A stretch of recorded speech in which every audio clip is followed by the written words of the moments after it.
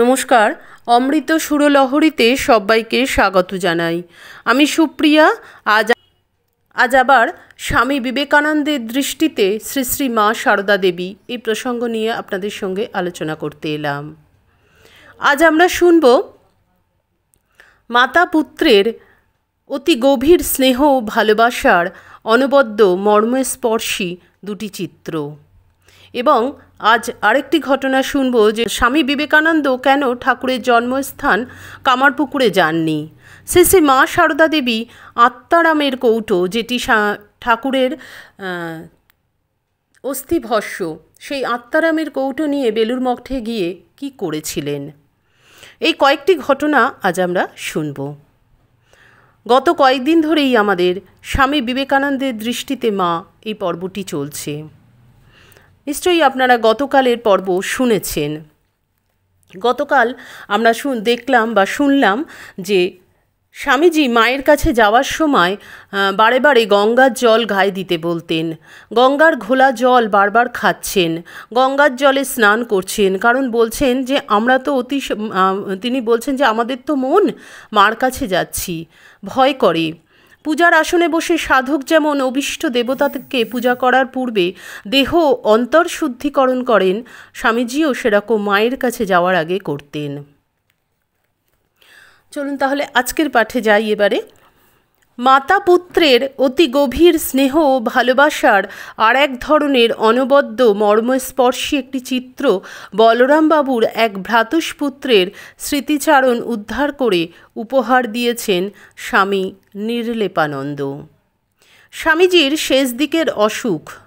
বেলুড়ে তাঁকে দেখতে শ্রী শ্রী মার সঙ্গে নৌকো করে আমরা সবাই যাচ্ছি। আমাদের বাড়ির মেয়েরা অনেকে আছেন, এক নৌকো লোক। যোগিন মা, খুব সম্ভব গোলাপ মাও রয়েছেন। ওপরে দোতলায় স্বামীজির সঙ্গে শ্রী শ্রী মার কথাবার্তা হলো। তারপর স্বামীজি শ্রী শ্রী মাকে এগিয়ে দিতে নিচে নেমে এলেন, সামনের ঘাট পর্যন্ত। আমাদের নৌকোখানা ভাটায় পলিমাটি ও বালিতে ঠেকে গিয়েছিল। স্বামীজির গায়ে গেঞ্জি।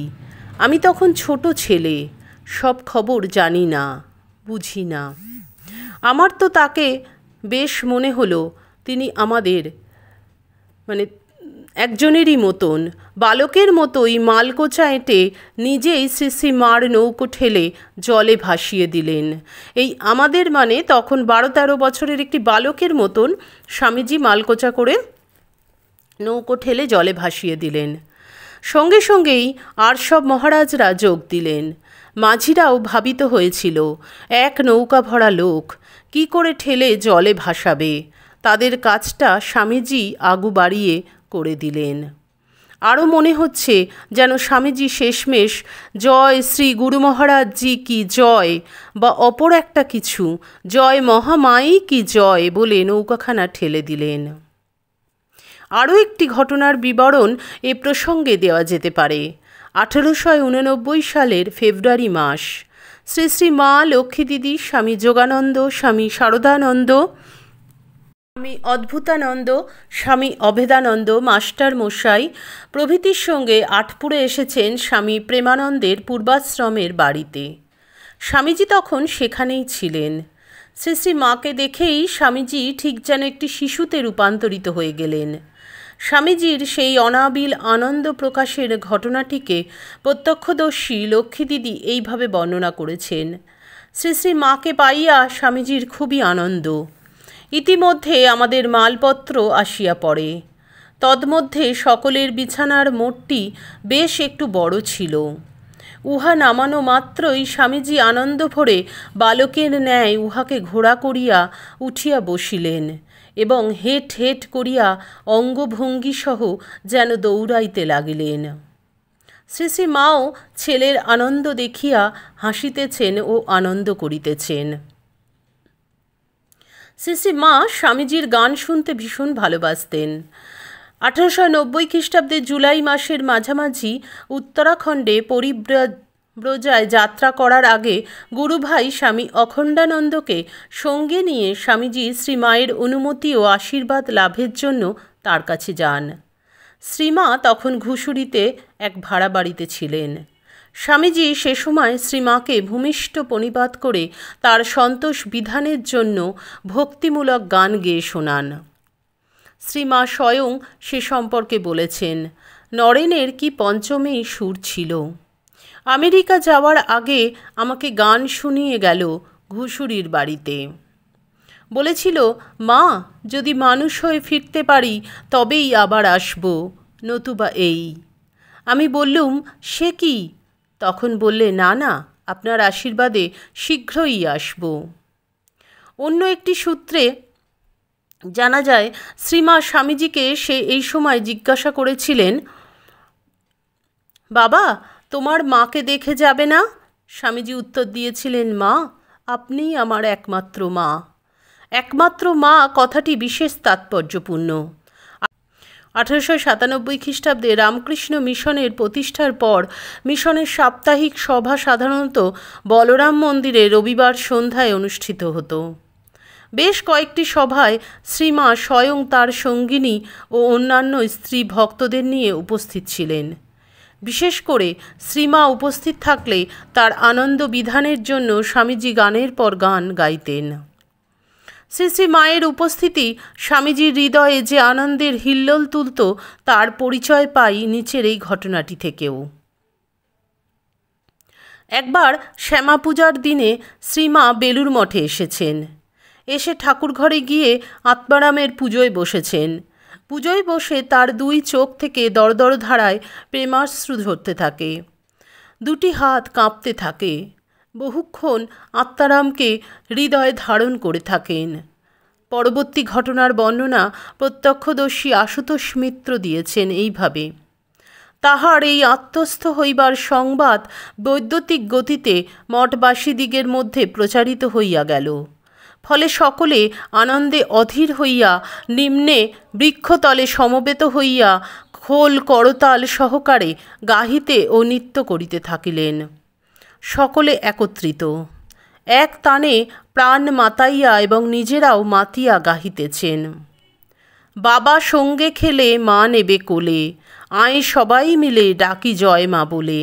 বাবা পাগল ভোলা, মা পাগলি মেয়ে, কত রাঙা মা ওরে দেখ রেচে। ধেই ধেই ধেই আয় ধে ধে, মা পেয়েছি রে আমরা সকলে মায়ের ছেলে। স্বামীজি এতক্ষণ উপরে নিজ কক্ষে ছিলেন। নিত্য গীত শুনিয়া আর থাকিতে না পারিয়া নিচে আসিয়া দলে ভিড়িয়া গেলেন। তাহাকে পাইয়া সকলের ভিতর অমানসিক শক্তি জাগিয়া উঠিল। সকলে আত্মহারা হইয়া বাবা সঙ্গে খেলে মা নেবে কোলে ইত্যাদি আখর দিয়া গাহিতে লাগিলেন। স্বামীজি উৎসাহ দিয়া বলিলেন, গা গা। যাহারা নাচিতেছেন তাহাদের অঙ্গভঙ্গি প্রদর্শন করিয়া নাচিতে উৎসাহ দিলেন। এইবার নিজেই খোল লইয়া বাজাইতেছেন, আর গাহিতেছেন, আর নাচিতেছেন। এ এক অপূর্ব দৃশ্য, ইহা যে দেখিয়াছে সেই ধন্য। একদিন স্বামীজি বোসপাড়া লেনের বাড়িতে গিয়েছেন। শ্রী শ্রী মা তখন ওইখানেই আছেন। এ সম্পর্কে শ্রী মায়ের নিজের বর্ণনা। বোসপাড়ার বাড়িতে আমরা আছি, শুনতে পাচ্ছি নিচের তলায় নরেন এসে গোলাপকে বলছে, গোলাপ মা, আমার বড় খিদে পেয়েছে। গোলাপ গোটাকতক মিছরির টুকরো নিয়ে নরেনের হাতে দিয়েছে। নরেন তো রেগেই খুন। মা বলছেন, আমি একটা থালায় করে খাবার পাঠিয়ে দিলুম। নরেন খায় আর বলে, একেই বলি মা। পুজুরি বামুনের মেয়ে, মা কেমন করে এমন হলো আমি বুঝতে পারছি না। এবারে শুনব নরেন্দ্রনাথ দত্ত কেন কামারপুকুর যাননি।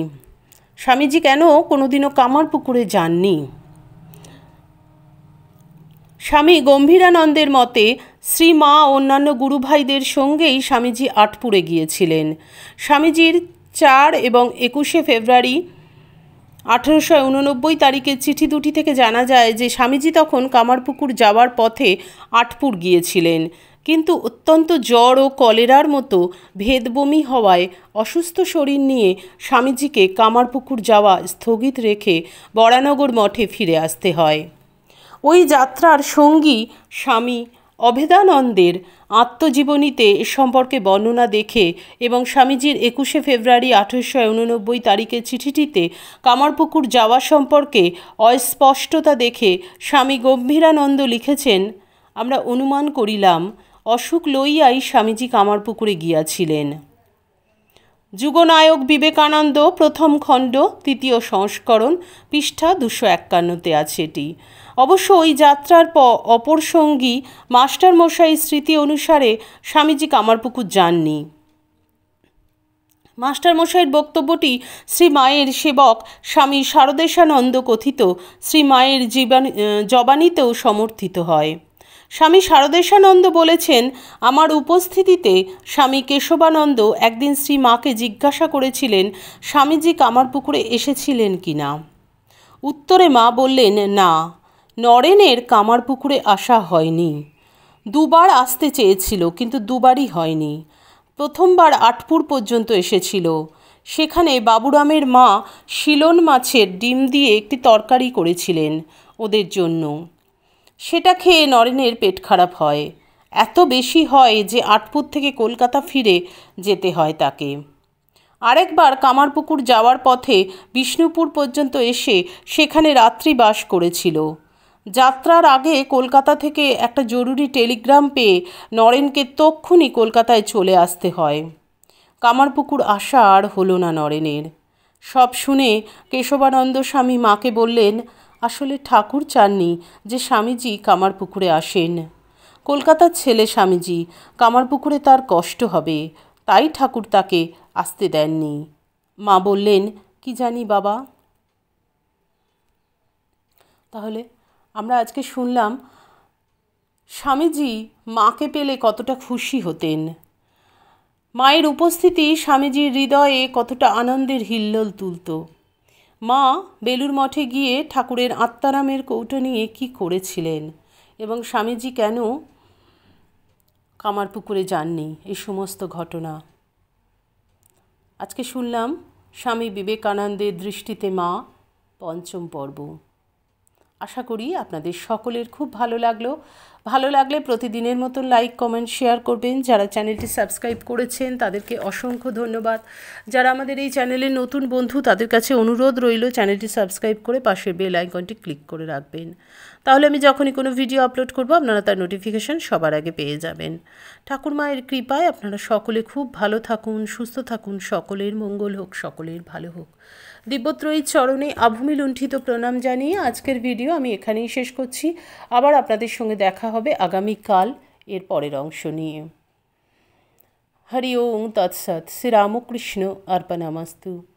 জয় মা শারদেশ্বরী, জয় তু স্বামীজি মহারাজ।